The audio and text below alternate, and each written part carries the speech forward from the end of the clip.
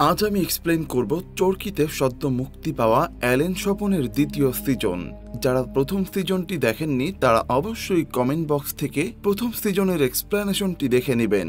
তবুও দ্বিতীয় সিজনটি বোঝার সুবিধার্থে প্রথম সিজনের কাহিনী সংক্ষেপে বলে দিচ্ছি। অ্যালেন স্বপন হলো একজন ড্রাগ ডিলার। অ্যালেন আর স্বপন মিলে আন্ডারওয়ার্ল্ডের সব মাদকের কারবার হ্যান্ডেল করত। স্বপনের আরেক পার্টনার ছিল বধূ। 18 সালে সরকার মাদকের বিরুদ্ধে যুদ্ধ ঘোষণা করলে শুরু হয় ধরপাকড়ের অভিযান। এই অভিযান থেকে বাঁচতে স্বপন একটা বুদ্ধি বের করে। স্বপনের আরেকটা যমজ ভাই ছিল শামসুর রহমান। সে ঢাকায় থাকত। স্বপন বুদ্ধি করে তাকে ডেকে নিয়ে এসে মেরে ফেলে আর তার বেশ ধরে ঢাকায় চলে যায় আর পরিচয় দেয় সে শামসুর রহমান। কিছুদিন যাওয়ার পর শামসুর রহমানের বউ শাইলা বুঝে ফেলে যে এটা তার স্বামী না, এটা অ্যালেন স্বপন। স্বপনও তখন তার পরিচয় দেয় আর পরে তাকে বাঁচাতে গিয়ে তার ভাই মারা গেছে আর সে এখন থেকে শাইলা আর তার মেয়ে রোজির দায়িত্ব নিবে। এদিকে স্বপন মারা যাওয়ায় স্বপনের বন্ধু বধূ অনেক চিন্তায় পড়ে যায়। তার আর স্বপনের ব্যবসায়িক সব টাকাই ছিল স্বপনের কাছে। বধূ কোনোভাবে স্বপনের যমজ ভাইয়ের খোঁজ পেয়ে ঢাকায় চলে আসে। স্বপনের যে একটা বড় ছেলে ছিল জাদু চাচার খোঁজে ঢাকায় আসে আর সেও তার বাপ অ্যালেন স্বপনকে চিনে ফেলে, কিন্তু সে বিষয়টা গোপন রাখে। কিন্তু জাদুর শামসুর রহমানকে দেখে মনে হচ্ছিল যে এটাই অ্যালেন স্বপন, তাই সে তানজিল নামের একটা ডনকে হায়ার করে আর জাদু আর স্বপনের পুরো পরিবারকে তুলে নিয়ে যায়। সেখানে স্বপনের উপরে অমানবিক টর্চার করলেও তার মুখ থেকে একবারও বের হয় না যে সেই অ্যালেন স্বপন। সে বলে যে সে শামসুর রহমান। বধূ তখন স্বপনের ছেলে জাদুকে মেরে ফেলে, তাও স্বপন বলে যে সে অ্যালেন স্বপন না, সে শামসুর রহমান। দ্বিতীয় সিজনের গল্প শুরু হয় তারপর থেকে। স্বপন তার ছেলে জাদুর লাশ নিয়ে বাড়িতে আসে। চোখের সামনে নিজের ছেলেকে মরতে দেখেও স্বপনের চোখে কোনো পানি আসে না, কিন্তু শাইলা তার ভুলের জন্য অনুতপ্ত হয়। বধূ তার ছেলেকে মেরেছে, স্বপন তো কোনোদিনও বধূকে ছাড়বে না। তারপরে স্বপন শাইলাকে বলে আজ রাতে তারা কক্সবাজার যাবে জাদুর লাশ দাফন করতে। শাইলা যেতে না চাইলে স্বপন বলে তুমি আমার সাথে গেলে আমাকে কেউ সন্দেহ করবে না, আর তুমি চলো শামসুর ভাইয়ের কবরও দেখে আসবে। তারপরে সকালে জাদুর লাশ নিয়ে স্বপনরা তার বাড়িতে আসে। এখানে স্বপনকে দেখে জাদুর মা মোমেনা অর্থাৎ স্বপনের নিজের বউ চমকে যায়। স্বপন বলে আমি শামসুর রহমান, সিদ্দিকের বড় ভাই। আমি জাদুর চাচা, মানে অ্যালেন স্বপনের আরেক নাম ছিল সিদ্দিক। শাইলাকেও তার বউ হিসাবে পরিচয় করিয়ে দেয়। জাদুর লাশ দেখে তার মা কান্নায় ভেঙে পড়ে। স্বপন তখন সবার সামনে শামসুর রহমান পরিচয় দিয়ে বলে যে জাদু রাস্তা ক্রস করতে যেয়ে ফোনে কথা বলছিল আর গাড়ি এসে অ্যাক্সিডেন্ট করেছে। তারপরে জাদুর জানাজা হয়ে তার লাশ দাফন করে। এখানে সবাই স্বপনকে দেখে বলাবলি করছিল যে স্বপন একদম জাদুর বাপ সিদ্দিকের মতো দেখতে। তখন এলাকার একজন মুরব্বী স্বপনকে বলে জাদু মারা যাওয়ায় তার মা খুব একা হয়ে গেল, এখন তার দায়িত্ব তো আপনাকে নিতে হবে। আপনি দেখে শুনে ওর একটা বিয়ে দিয়ে দেন। আর এলাকার মানুষ নাকি বলাবলি করছে যে সিদ্দিকের বন্ধু বধূর সাথে জাদুর মার সম্পর্ক আছে। বধূ তার ছেলেকে মেরেছে, আবার তার বউয়ের সাথেও ঝামেলা করেছে। স্বপন এটা শুনে রেগে যায়, কারণ সে তো এখন প্রতিশোধ নিবেই। তারপর স্বপন যায় মঙ্কুর সাথে দেখা করতে। মঙ্কু তো স্বপনকে দেখে অজ্ঞান হয়ে যায়, কারণ সে স্বপনকে কবর দিয়েছে। তারপরে স্বপন তার জ্ঞান ফিরিয়ে বলে যে সে স্বপন না, সে শামসুর রহমান, স্বপনের বড় ভাই। স্বপন তখন বলে তার বধূর সাথে একটা ডিল আছে, তাই সে অ্যালেনের সাথে দেখা করতে চায়। তখন মঙ্কু স্বপনকে অ্যালেনের ডেরায় নিয়ে যায়। সেখানে গার্ডরা অস্ত্র নিয়ে দাঁড়িয়েছিল। জায়গাটা অনেকটা হাইলি সিকিউর।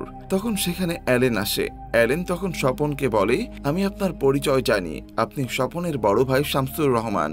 তখন স্বপন তাকে বলে আমি আপনার কাছে এসেছি ইনসাফের জন্য। বধূ আমার ভাতিজাকে খুন করেছে, তাই স্বপন অ্যালেনের কাছে বিচার চাই। অ্যালেন তখন বলে কিন্তু আপনি তো ভুল জায়গায় এসেছেন, বধূও তো আমারই লোক। অ্যালেন তখন স্বপনকে মারার জন্য বন্দুক বের করে। এদিকে রাতে শাইলা তার স্বামী শামসুর রহমানের কবরের কাছে আসে আর সে মাপ চায়। নিজে নিজে অনেক অনুতপ্ত হয়। সে তার মেয়েকে বাঁচানোর জন্য এবং কিছুটা লোভে পড়েও স্বপনের সাথে সংসার করছে। তখন সেখানে জাদুর মা আসে আর শাইলাকে বলে যে ওখানে তার স্বামী স্বপনের কবর। জাদুর মা তখন স্বপনের কবরকে লক্ষ্য করে গালি দিতে থাকে, কারণ সে তাকে অনেক নির্যাতন করত। শাইলা তখন তাকে থামিয়ে দেয়, কারণ শাইলা তো জানে ওখানে আসলে কার কবর। এখানে শাইলার আচরণে মোমেনার একটু সন্দেহ হয়, তাই সে ঘরে এসে শাইলাকে জিজ্ঞাসা করে আপনি কি আমার থেকে কিছু লুকাচ্ছেন? শায়লা বলে যে না, সে কিছুই লুকাচ্ছে না। ওদিকে অ্যালেন স্বপনকে সন্দেহ করে। তার মনে হয় এটা শামসুর রহমান না, তাই সে স্বপনের উপরে গুলি চালাতে থাকে। তখন স্বপন বাধ্য হয়ে তার পরিচয় দেয়, সেই হলো আসল স্বপন। তখন অ্যালেন স্বপনকে জিজ্ঞাসা করে যে তোর আসলে প্ল্যান কি, তুই তো নিজের ছেলেকে পর্যন্ত মেরে ফেলেছিস। তখন স্বপন বলে সে এখন একেবারে ক্লিন, এখন কেউ তাকে চেনে না, সে সবার সামনে বুক ফুলিয়ে হেঁটে বেড়ায়, এখনো সব ক্রাইম করে বেড়ায়, কিন্তু কেউ তাকে ধরতে পারে না, কারণ সে তো এখন স্বপন না, সে হলো শামসুর রহমান। স্বপন এখন ব্যবসা করবে, শখ রাজনীতি করবে, তাই অ্যালেনকে বলে তার সাথে থাকতে, আর সে বধূকে মেরে ফেলতে চায়। কিন্তু অ্যালেন তো টাকা ছাড়া এক পাও নড়বে না। তখন স্বপন তাকে 10 কোটি টাকা অফার করে, আর অ্যালেন রাজি হয়ে যায়। অ্যালেন তখন স্বপনকে একটা কার্ড দেয় আর বলে এই অফিসে গিয়ে টাকা দিতে। স্বপন তখন টাকা নিয়ে ভিজিটিং কার্ডটা বক্সের ভিতরে রেখে বসে থাকে। অফিসটা মূলত একটা আর্ট গ্যালারি, কিন্তু এই সবের আড়ালে তারা সব ক্রাইম বিজনেস হ্যান্ডেল করে। তখন একজন লোক এসে টাকা নিয়ে চলে যায়। তখন অ্যালেন ফোন করে বধূর ঠিকানা স্বপনকে দিয়ে দেয়। বাড়িতে এসে স্বপন শায়লাকে জিজ্ঞাসা করে যে জাদুর মা কি কোনো কিছু বুঝতে পেরেছে, সে কি কোনো কিছু সন্দেহ করছে। শায়লা বলে না, কোনো কিছু সন্দেহ করেনি। তারপরে স্বপন চলে যায় বধূকে মারতে। বধূ বলে যে আমি জানতাম তুই অ্যালেন স্বপন। স্বপন বলে হ্যাঁ, তুই যেটা জানতিস সেটা আমিও জানতাম, কিন্তু আমি যে জানতাম সেটা আবার তুই জানতিস না। এই সিনটা কিন্তু আমরা অ্যালেন স্বপন সিরিজের প্রথম সিজনের শেষে দেখেছিলাম। তখন স্বপন বধূকে মেরে ফেলে। তারপরে স্বপন আসে তার বাড়িতে, মানে জাদুর মায়ের কাছে। স্বপন এখানে শামসুর রহমানের অভিনয় করে, মানে নিজের বাড়িতে নিজের বউয়ের কাছে অভিনয় করছে। তো যাই হোক, স্বপন তখন জাদুর মা মোমেনাকে অন্য জায়গায় বিয়ে করার অফার দেয়। মোমেনা বলে যে তার স্বামী মারা গেছে 6 মাস হয়েছে, আবার তার ছেলে মারা গেল, এখন সে কিভাবে বিয়ের কথা বলে। তারপরে খেতে বসে মোমেনা বলে যে আমার মনে হয় যে তুমি শামসুর রহমান না, তুমি আসল স্বপন, তুমি স্বীকার করো যে তুমি স্বপন। স্বপন বলে সে শামসুর রহমান, স্বপন না, কিন্তু মোমেনা কোনোভাবেই তার কথা শোনে না। আসল যে স্বপন তার পিঠে জন্মদাগ ছিল, আর শামসুর রহমানের কোনো জন্মদাগ ছিল না। মোমেনা তখন জোর করে স্বপনের জন্মদাগ দেখে আর বলে আমি জানতাম যে তুমি আসল স্বপন। স্বপন বলে মানা করেছিলাম এমনটা না করতে। স্বপনের তো একবারে মাথা গরম হয়ে গেলে ইন্টিমেট না হলে তার মাথা ঠান্ডা হয় না। তারপরে দেখা যায় শায়লার সাথে মোমেনার যোগাযোগ, ফোনে কথা হয়। শায়লা হয়তো আগে থেকেই বলেছিল যে এটাই আসল স্বপন, তাই সে বুঝতে পেরেছে, চিনতে পেরেছে। স্বপন আবার এটা কোনোভাবেই বুঝতে পেরে গেছে। মোমেনা তখন শায়লার সাথে কথা বলছিল, সে আসে মোমেনাকে মারতে। মোমেনা বাঁচার চেষ্টা করলেও পারে না, সে মোমেনাকে মেরে ফেলে। ফোনের মধ্যে শায়লা বুঝতে পারে যে এমন কিছু হয়েছে। তারপরে স্বপন শায়লাকে কবর দিয়ে বাড়িতে আসে। শায়লা তখন জিজ্ঞাসা করে যে মোমেনা তার সাথে আসেনি। স্বপন বলে যে না, সে আসবে না। তবে শায়লা তো বুঝতে পেরেছে যে কোনো একটা খারাপ কিছু ঘটেছে, তবে সে মুখ ফুটে বলতে পারে না। স্বপন তখন বলে তোমাদের দুজনের মধ্যে তো ভালোই কথা হয়। শায়লা বলে না, কই কথা হয়, কথা বলতে বলতে কাল ফোন অফ হয়ে গেল। স্বপন বলে তুমি ওরে আর কোনোদিনও ফোন দিবা না। সতীনে সতীনে ভালোবাসা ভালো না, সতীনে সতীনে হবে সতীনের মারামারি, গন্ডগোল, আর তোমার সাথে আমার সম্পর্ক হলো গিভ অ্যান্ড টেক। তারপরে স্বপন আবার সেই অফিসে যায় যেখানে সে আগে টাকা দিয়েছিল। স্বপন সেখানে দায়িত্বে থাকা লোককে বলে সে তাদের বসের সাথে দেখা করতে চায়, কিন্তু তাকে দেখা করতে দেয় না, উল্টো আরো তাকে বের করে দেয়। এদিকে শায়লা থানায় যায় স্বপনের নামে মামলা করতে, কিন্তু সে স্বপনকে অনেক ভয় করত। সে ভয় পেয়ে আর মামলা করে না, চলে আসে। কিন্তু আসার সময় একজন উকিলের সাথে তার কথা হয়। শায়লা উকিলকে কিছু না বলতে চাইলেও উকিলের জোড়াজড়িতে সে আকার ইঙ্গিত দিয়ে বিষয়টা বোঝানোর চেষ্টা করে যে তার একটা খালাতো বোনের সাথে এমন ঘটনা ঘটেছে। তার খালাতো বোনের হাজবেন্ডরা দুইজন যমজ ভাই, দেখতে একই রকম, কিন্তু তার হাজবেন্ড তার ভাইকে মেরে তার বউয়ের সাথে সংসার করছে, আর সে বিভিন্ন অপরাধের সাথে জড়িত। উকিল তখন বলে এমন হলে তো তাকে বিষ খাইয়ে মেরে ফেলা ছাড়া আর কোনো উপায় নেই। তারপরে স্বপন আবার সেই অফিসে যায়। স্বপন একটা ভিজিটিং কার্ড নিয়ে বক্সের ভিতরে ফেলে রেখে চলে আসে।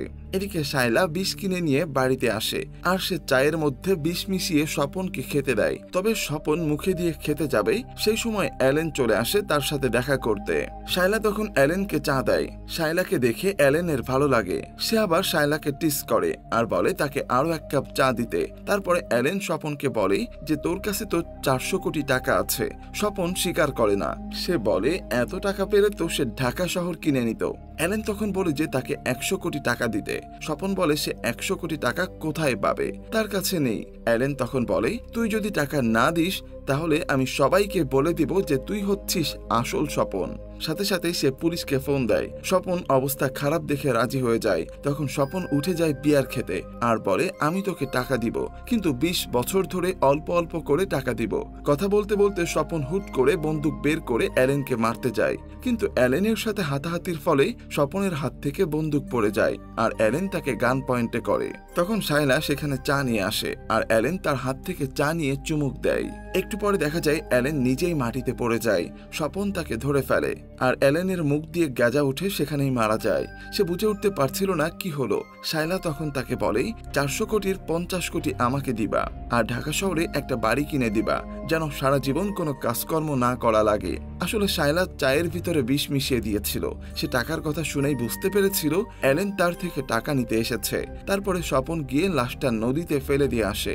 এদিকে দেখা যায় সেই অফিসে স্বপন যে ভিজিটিং কার্ড দিয়ে এসেছিল সেখানকার যে বস সে কার্ডটা নিয়েছে। কার্ডের পিছনে লেখা ছিল, আমি জানি আপনি কি করেন, আজকে সন্ধ্যায় লিমা মার্কেট।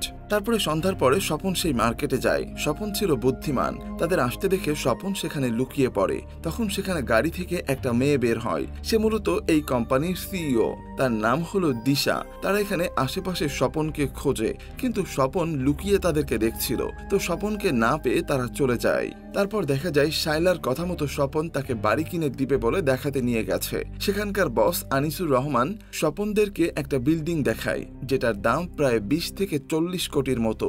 স্বপন বলে, সমস্যা নাই, পুরোটাই ক্যাশ দিয়ে দিব। আনিসুর রহমান বলে, এত টাকা ক্যাশ দিবেন? আপনি অর্ধেক চেকে দিয়েন, বাকি অর্ধেক ক্যাশে দিয়েন। তারপরে স্বপন আবার আর্ট গ্যালারিতে আসে। আজকে সে বসেছিল, সে আজকে বসের সাথে দেখা করেই যাবে। তখন দেখা যায় তাদের যে বস দিশা সে স্বপনকে তার রুমে নিয়ে যায়। স্বপন তখন বলে যে তার ভাইয়ের কিছু কালো টাকা তার কাছে আছে, সে এগুলো সাদা করতে চায়। দিশা জিজ্ঞাসা করে কিসের টাকা। স্বপন তখন কাগজে লিখে দেয় 400 কোটি। তখন দিশা তাকে বলে যে তারা এইসব বিজনেস করে না, স্বপন ভুল করছে। স্বপন বলে যে আমার মনে হচ্ছে আপনারা আমাকে বোকা বানাচ্ছেন। দিশা তখন স্বপনকে অপমান করে সেখান থেকে বের করে দেয়। সেখান থেকে ফিরে আসার সময় দেখা যায় স্বপনকে কেউ একজন ফলো করছে। স্বপন বাড়িতে এসে দেখে শায়লার ভাই ইকবাল এসেছে। সে তো ইকবালকে খুব বকে যে সে তানজিলের সাথে হাত মিলিয়ে স্বপনকে ধরিয়ে দিয়েছিল। স্বপন আসলে ইকবাল স্বপনের কাছে মাপ চায়। স্বপন তাকে মাফ করে দেয় আর বলে সামনের মাস থেকে তার অফিসে একটা চাকরির ব্যবস্থা করে দিবে। তখন শায়লা স্বপনকে বলে, তুমি কি সত্যি ওর চাকরি দিবা? স্বপন বলে, শত্রু দূরে থাকার চেয়ে চোখের সামনে থাকা অনেক ভালো। পরের দিন সকালে স্বপন অফিসে যাওয়ার জন্য বের হলে একটা কালো গাড়িতে করে কয়েকজন লোক এসে স্বপনকে তুলে নিয়ে যায়। তুলে নিয়ে স্বপনকে মারধর করে। তখন সেখানে দিশা আসে। এরা মূলত দিশার লোকজন। স্বপন বলে যে আমি জানতাম ম্যাডাম আপনি এই সবের সাথে জড়িত আছেন, কিন্তু আমি যে জানতাম এটা আবার আপনি জানতেন না। দিশা তখন বলে যে টাকা কই? স্বপন বলে শামসুর রহমানের জান চলে গেলেও তার মুখ থেকে একটা কথা বের হবে না, এই জন্য তার সাথে আলোচনার টেবিলে বসতে হবে। দিশা বলে যে টাকা যে আছে তার প্রমাণ কি? স্বপন বলে আমাকে ছেড়ে দেন, আমি 1 ঘন্টার মধ্যে প্রমাণ দিচ্ছি। তখন দিশা তাকে 1 ঘন্টা সময় দেয়। তখন স্বপন একটা জায়গায় আসে যেখানে অনেক বড় বড় কন্টেইনার রাখা। সেখানে একটা কন্টেইনারের তালা খুললে দেখা যায় সেখানে সব টাকা। তখন সে দিশাকে ভিডিও কল দিয়ে টাকা দেখায়। এরপরে দিশা তার বসকে ফোন করে বলে যে শামসুর রহমানের ভাই তাকে 20 কোটি টাকা দিয়েছিল, তার ভিতর থেকে 10 কোটি কালো টাকা হোয়াইট করাতে চায়, তাই এখানে আসছিল। দিশা হ্যান্ডেল করে ফেলেছে। দিশা আসলে সবকিছু মিথ্যা বলে, কারণ স্বপন তো বলেছিল তার কাছে 400 কোটি টাকা আছে। মনে হয় দিশার অন্য কোনো প্ল্যান আছে। তখন আমরা ফ্ল্যাশব্যাকে দিশার একটা অতীত দেখি।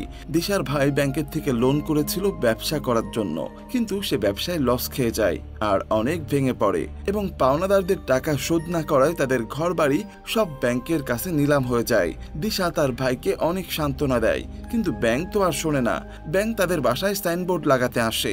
দিশা তাদের সাথে কয়েকবার তর্কে জড়ায়, সে কোনোভাবেই সাইনবোর্ড লাগাতে দিবে না। এক পর্যায়ে ব্যাংকের লোকেরা পুলিশ নিয়ে আসে। তারপরেও দিশা তাদের সাইনবোর্ড খুলে ফেলে। এই সব কিছু দেখে তার ভাই রাগে ক্ষোভে সুইসাইড করে। ছোট ভাইয়ের এমন মৃত্যুতে দিশা অনেক কষ্ট পায়। তারপর আমরা বর্তমানে দেখি স্বপন দিশার সাথে একটা হোটেলে দেখা করে। সেখানে দিশা স্বপনকে বলে যে আমি আপনার কাজটা করে দিব, আপনার সব কালো টাকা আমি হোয়াইট করে দিব, 50-50 শেয়ার হবে। স্বপন তাতে রাজি হয় না, বলে আমি আপনাকে 5% দেব।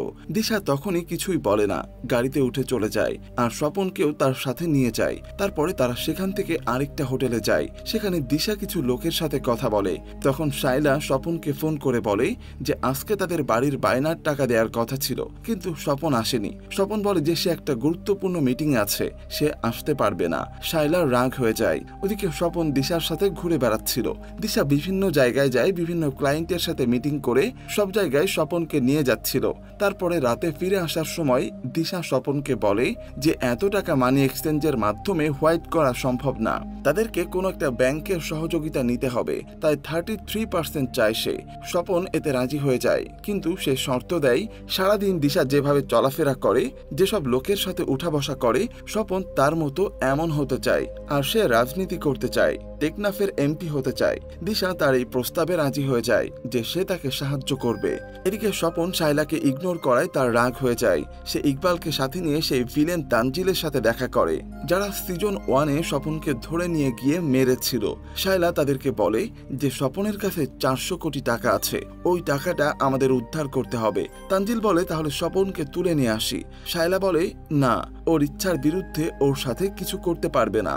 তানজিল তখন বলে তাহলে বাঁকা আঙ্গুলে ঘি না উঠলে আমরা সোজা আঙ্গুলে তুলব। তারপরে স্বপন সেই প্রপার্টি অফিসে আসে আনিসুর রহমানের সাথে কথা বলার জন্য। সে এখানে আনিসুর রহমানকে ব্ল্যাকমেইল করে তার একটা গোপন ভিডিও দেখিয়ে, যেটা দেখে আনিসুর রহমানের চোখ তো কপালে উঠে যায়। অন্য একটা মেয়ের সাথে সে হোটেলে গিয়েছিল। এই ভিডিওটা দেখিয়ে স্বপন তাকে ব্ল্যাকমেইল করে বলে আপনি ব্যাংক অফ বেঙ্গলের বোর্ড অফ ডাইরেক্টর থেকে পদত্যাগ করেন, কারণ ওই চেয়ারটা আমাদের লাগবে, আর বাড়িটা আপনি অর্ধেক দামে ছেড়ে দেন। আনিসুর রহমান তো কিছুতেই রাজি হয় না। স্বপন বলে এই ভিডিওটা যদি বাজারে ছেড়ে দিই তাহলে ওরাই আপনাকে এখান থেকে বের করে দেবে, আরো আপনার বউ বাচ্চা আছে, কি একটা অবস্থা হবে বুঝতে পারছেন। আনিসুর রহমান তো একদম গ্যারাকলে পড়ে যায়। তো এখন আর কিছুই করার নেই, সে বাধ্য হয়ে পদত্যাগ করে। এদিকে আনিসুর রহমান পদত্যাগ করায় দিশা তো বেজায় খুশি। সে বলে এবার আমার 30% শেয়ার কিনতে পারলেই বোর্ড অফ ডিরেক্টর হয়ে যাব, আর একবার ডিরেক্টর হতে পারলেই এই ব্যাংক আমি দেউলিয়া করে দেব। দেউলিয়া শুনে স্বপন বলে দেউলিয়া কি জন্য? দিশা তখন কথাটা এড়িয়ে যায়, বলে সে এমনি বলেছে। তবে আমরা বুঝতে পারি যে দিশার অন্য একটা প্ল্যান আছে। এই ব্যাংকের থেকে লোন নেওয়ার কারণে দিশাদের ঘরবাড়ি সব নিলামে উঠে গিয়েছিল, তাই দিশা এখন প্রতিশোধ নিতে চায়। যাই হোক, এখানে তারা দুজন অনেকদিন এনজয় করে, কারণ প্ল্যান তাদের সাকসেস হতে চলেছে। এদিকে দেখা যায় আনিসুর রহমান শায়লার সাথে দেখা করে আর বলে যে আপনার হাজবেন্ড এমন করে ব্ল্যাকমেইল করে আমাকে পদত্যাগ করিয়েছে, সাথে দিশা আছে ওর সাথে। স্বপন বাড়িতে আসলে শায়লা তাকে তাদের বাড়ি কেনার কথা বলে, কিন্তু সে উল্টো আরো শায়লাকে বকাঝকা করে আর মারতে যায়। পরের দিন স্বপন যখন বাসায় ছিল না, তখন বাসায় তানজিল তার লোকজন নিয়ে আসে আর টাকার বিষয়ে কোনো তথ্য পাওয়া যায় কিনা এজন্য পুরো বাড়ি খোঁজাখুঁজি করে, কিন্তু তারা কিছুই পায় না। তখন শায়লাকে তারা একটা ট্র্যাকার দেয় আর বলে এটা স্বপনের গাড়িতে লাগিয়ে দিতে। শায়লা তাদের কথা মতো গাড়িতে লাগিয়ে দেয় আর তারা স্বপনকে ফলো করতে থাকে। কিছু দূর যাওয়ার পর তারা হুট করে স্বপনের লোকেশন হারিয়ে ফেলে। দেখা যায় স্বপন একটা জঙ্গলের রাস্তা দিয়ে ঘুরে আবার চলে আসে। এরপর স্বপন এক ব্যাগ টাকা নিয়ে যায় দিশার কাছে। দিশা তো টাকা পেয়ে খুবই খুশি। দিশা স্বপনকে নিয়ে যায় গল্ফ খেলতে। তারপরে তার হোটেলে যায়, বারে যায়, সব জায়গায় দিশা স্বপনকে সবার সাথে পরিচয় করিয়ে দেয়। তারপরে তানজিল আবারও শায়লার বাড়িতে যায়, তাকে বলে যে এবার ট্রাকারটা স্বপনের ব্যাগের ভিতর ঢুকিয়ে দিতে, তাহলেই ওরা ধরা পড়ে যাবে। স্বপন সারাদিন দিশার সাথে ঘোরাঘুরি করে মাতাল হয়ে বাড়িতে আসে। শায়লা এই সুযোগটা কাজে লাগিয়ে তার ব্যাগের ভিতর ট্রাকারটা সেট করতে যায়। এবারও তারা স্বপনকে ফলো করতে থাকে। কিছু দূর যাওয়ার পর হুট করে গাড়ির সামনে একটা ইজি বাইক চলে আসে আর তারা তখন স্বপনের লোকেশন হারিয়ে ফেলে। কিন্তু তারা ড্রোন উড়িয়ে দেখার চেষ্টা করে, কিন্তু কোথাও পায় না।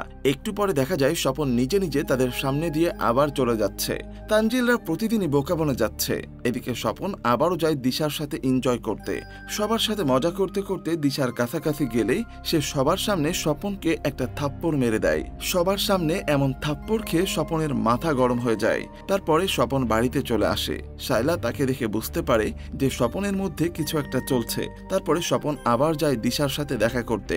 সে দিশাকে বলে তাকে বিয়ে করার আগ পর্যন্ত সে দিশাকে একটা টাকাও দেবে না। তার টাকা দিয়েই তো দিশা ব্যাংকের শেয়ার কিনেছিল। তখন দেখা যায় যে দিশার মেইন বস সে তার পিএসকে ফোন করে বলে যে দিশাকে চোখে চোখে রাখতে, কারণ দিশার অন্য কোনো প্ল্যান আছে। দিশা তখন স্বপনকে ফোন করে বলে যে আজকেই সব টাকা পয়সা নিয়ে আসতে। তখন স্বপন বলে যে না, আগে বিয়ে করতে হবে। দিশা তার কথায় রাজি হয়ে যায়, বলে যে আগে টাকা পয়সা নিয়ে আসবি, আমি নিজের চোখে দেখব, তারপরে সব ডিল করব। তখন স্বপন আবারও বেরিয়ে পড়ে, আর এবারও তাকে ফলো করছিল তানজিল আর তার সাথে শায়লাও। কিন্তু কিছু দূর যাওয়ার পরে তাদের লোকেশন একটা জায়গায় থেমে যায়। তারা সেখানে আশপাশে খোঁজ করে দেখে যে তাদের ট্রাকার ওখানে পড়ে আছে, মানে স্বপন তাদের বোকা বানিয়ে এখানে ফেলে রেখে গেছে। গাড়ির ভিতর থেকে শায়লা দেখতে পায় একটা প্রাইভেট কারে স্বপনের মতো একজন লোক যাচ্ছে। তার একটু সন্দেহ হয়। তখন আমরা আসল ঘটনা দেখি। স্বপন আসলে জঙ্গলের মধ্যে গাড়ি লুকিয়ে রেখেছিল। জঙ্গলের মধ্যে সে নকল চুল দাড়ি লাগিয়ে গাড়ি নিয়ে বেরিয়ে পড়ে। শায়লা অনেক সময় দেখে বুঝতে পারে যে এটা হয়তো স্বপন। সে গিয়ে তানজিলকে বলে দেয়। তখন তারা তাড়াতাড়ি করে স্বপনের গাড়ি ফলো করতে থাকে। স্বপন তখন গাড়ি নিয়ে ঢুকে যায় এক ইন্ডাস্ট্রিতে। তানজিল তখন দলবল নিয়ে সেখানে ঢুকে গোলাগুলি শুরু করে আর স্বপনকে খুঁজতে থাকে। কিন্তু একটু পরে সেখানে আরেক পক্ষ এসে গোলাগুলি শুরু করে আর তানজিলের সব লোকদেরকে মেরে তানজিলকে গান পয়েন্টে নেয়। তখন সেখানে স্বপনও আসে। স্বপন মূলত তানজিলের যে ডান হাত ছিল তাকে টাকা পয়সা দিয়ে হাত করে ফেলেছে, আর তানজিল এখন স্বপনের কাছে ধরা পড়ে যায়। স্বপন তখন সেই কন্টেইনার খুলে টাকা দেখায়, বলে যে টাকা না দেখে মরলে তো তোমার জীবন বৃথা। তানজিল তখনও ভাবছিল যে এটা হলো শামসুর রহমান। স্বপন তখন তার ফার্মে আসে, বলে আমি অ্যালেন স্বপন। তখন তানজিল স্বপনকে দেখে ভয় পেয়ে যায় আর স্বপন তানজিলকে শুট করে মেরে ফেলে। অন্যদিকে শায়লা যায় আনিসুর রহমানের সাথে দেখা করতে। সে বলে আপনি তো বদলা নিতে চান, আমি আপনার সব ব্যবস্থা করব। আপনি শুধু আমাকে আর আমার মেয়েকে বিদেশ পাঠানোর ব্যবস্থা করে দেন, কারণ স্বপন জানলে আমাকে মেরে ফেলবে। তারপরে স্বপন বাড়িতে যেয়ে দেখে যে শায়লা, তার মেয়ে, রোজি কেউই নেই। তখন স্বপন বুঝে যায় যে শায়লা তার সাথে 2 নাম্বারই করেছে। তখন আমরা শায়লাকে দেখি একটা লঞ্চের ভিতর আছে। আনিসুর তাকে ফোন করে বলে কালকে আমার শিপ সাইপ্রাসের দিকে রওনা দিবে। আজকে রাতে আমার লোকজন আপনাকে এই শিপের মধ্যে তুলে দিয়ে আসবে। এখন আপনি আমাকে আপনার হাজবেন্ড সম্পর্কে কি জানেন সেগুলো বলেন। শায়লা বলে যে আপনি শুধু আমাকে বিদেশ রাখার ব্যবস্থা করে দেন, আমি আপনাকে এমন খবর দিব যে আপনি নিজেও বিশ্বাস করতে পারবেন না। শায়লাকে বাড়িতে না পেয়ে স্বপন আসে দিশার কাছে। দিশার কাছ থেকে স্বপন শায়লার ব্যাপারে জানতে পারে। তখন দেখা যায় ইকবাল সেই জাহাজের দিকে আসছে। স্বপন ইকবালকে ফলো করতে করতে সেখানে চলে আসে আর ইকবালের উপরে গুলি চালায়, কিন্তু ইকবাল কোনো রকমে বেঁচে সেখান থেকে পালায়। স্বপন তাকে ধরতে গিয়ে সেখানে শায়লাকে পায়। শায়লা তো স্বপনকে দেখে ভয়ে পালাতে থাকে। স্বপন তখন শায়লাকে ধরে ফেলে। শায়লা তখন স্বপনের কাছে মাপ চায়। স্বপন তখন তাকে বলে যে আমি তোমাকে সব দিয়েছি, তারপরে তুমি এটা কেন করলে শায়লা? শায়লা বলে আমি শুনেছি দিশার সাথে তোমার সম্পর্ক, তাই আগে আমি এটা করে ফেলেছি। স্বপন তখন শায়লাকে মারার জন্য গান পয়েন্ট করে। শায়লা তখন বলে যে আমি প্রেগনেন্ট, বাচ্চাটা তোমার। স্বপন এটা শুনে ইমোশনাল হয়ে পড়ে, কিন্তু তার পরক্ষণে স্বপন শুট করে দেয়। কিন্তু স্বপন যে গুলিটা কাকে মারলো সেটা আর আমাদেরকে দেখানো হয় না। সিরিজটা এখানেই শেষ হয়ে যায়। এখন হতে পারে যে স্বপন গুলিটা শায়লাকে মেরেছে, আবার নাও হতে পারে, কারণ সে একবার তার ছেলে জাদুকে হারিয়েছে, হয়তো সে আর হারাতে চায় না। আবার হতে পারে যে গুলিটা ওই সময় তার পাশে ইকবাল চলে আসে আর সে ইকবালকে গুলি করে দেয়। এটা জাস্ট আমার মতামত। আপনার কি মনে হয় স্বপন যে পরিমাণ নিষ্ঠুর আর কঠোর, সে কি শায়লাকে বাঁচিয়ে রাখবে নাকি মেরে ফেলবে? সেটা জানতে হলে আমাদেরকে 3য় সিজনের জন্য অপেক্ষা করতে হবে। তো অ্যালেন স্বপনের 2য় সিজনটির কাহিনী আপনাদের কাছে কেমন লাগলো সেটি অবশ্যই কমেন্টে জানাবেন, আর পরবর্তী সিজনের এক্সপ্লেনেশন পেতে সাবস্ক্রাইব করে রাখবেন। ধন্যবাদ।